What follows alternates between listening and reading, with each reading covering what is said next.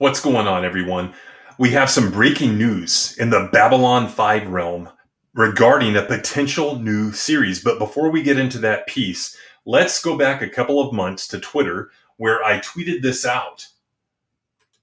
Babylon 5 News this morning, the Facebook page for B5 Scrolls, provided some information on the cryptic tweet from JMS months ago. And JMS is J. Michael Straczynski, the creator and writer of Babylon 5. Apparently, he and WB were not interested in the services of the original crew. They were interested in getting to the OG models for an animated show. This is extremely disappointing. The only thing I want to see from Babylon 5 is a remastering of the original series. I guess they're going to bring it back and make it woke, just like with everything else in entertainment right now. And if you look at this, I have a screenshot of JMS's tweet because he blocked me like over a year ago because I retweeted something where he was having TDS saying, I wish that my favorite creators wouldn't do stuff like this, and then found out maybe 2 weeks later that he had blocked me. So he's a complete bitch. But he says, former Foundation Imaging Netter Digital folks who emerged with original B5 CGI lightwave files, some of whom are now updating to 4K on YouTube. So he knows who he's calling out here. I need to get a hold of you. It's nothing bad. It's actually positive, but I can't explain why in this tweet. You know how to find me. And then you look at the B5 Scrolls page on Facebook, and this is their response to that. But basically, that's it. The requested 3D models are for their animators to use as a starting point to create their own thing. There are no plans for anyone from the original team to be involved, blah, blah, blah. So here we are on the 27th of September with a new series for the CW being announced without the original crew, save for JMS, who is apparently going to write this.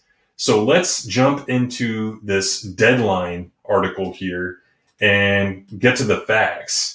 Babylon 5 series reboot from J. Michael Straczynski in the works at the CW. And what a great place for it to land. But I will say this, Warner's has had the rights to Babylon 5 since the beginning. It originally aired on basically a fake network called P10 that was more or less just like a conglomerate of affiliates that all agreed to play the same programming at the same time. It wasn't an actual network. And then, of course, in season 5, it moved over to TNT. A new version of the Emmy-winning space opera television series Babylon 5 is in the works. The CW has put in development Babylon 5, described as a from-the-ground-up reboot of the critically acclaimed 1990s series from original series creator J. Michael Straczynski and Warner Brothers Television. Written by Straczynski, the reboot revolves around John Sheridan, played by Bruce Boxleitner in the original series. One of my favorite actors of all time, ever since Tron. I actually used him as a model in some fan fiction for Star Wars of all things. I just love the way that he carried himself. Great, underrated performer. An Earth Force officer with a mysterious background who is assigned to Babylon 5, a 5-mile-long space station in neutral space, a port of call for travelers, smugglers, corporate explorers, and alien diplomats at a time of uneasy peace and the constant threat of war.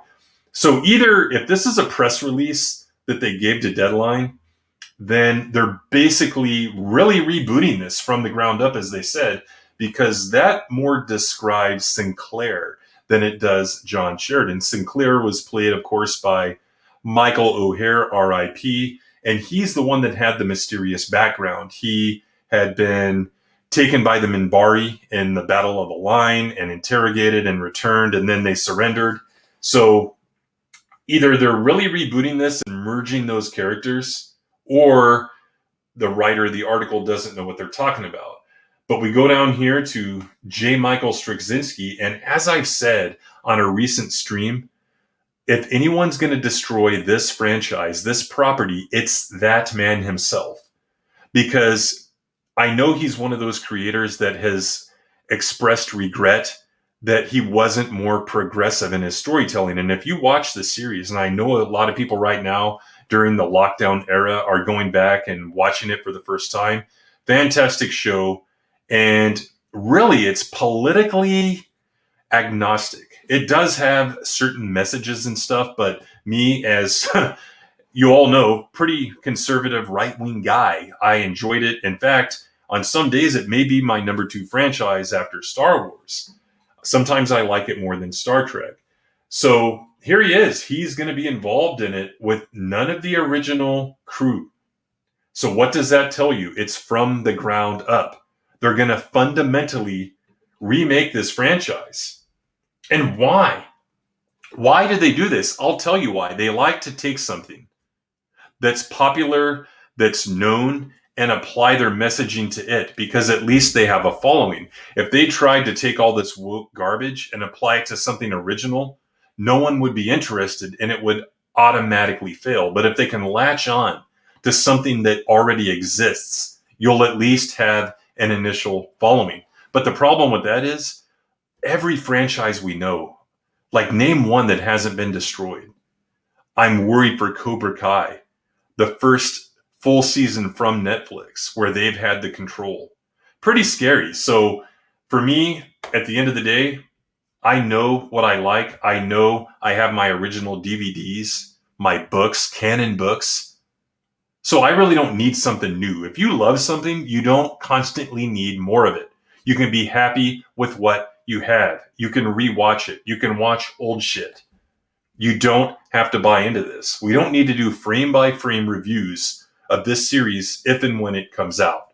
So pretty depressing that they're actually going to do this. I had theorized on it, but here it is. It's been announced by deadline, and we'll have to see how it goes. We'll definitely be keeping an eye on this one on this channel, so check back.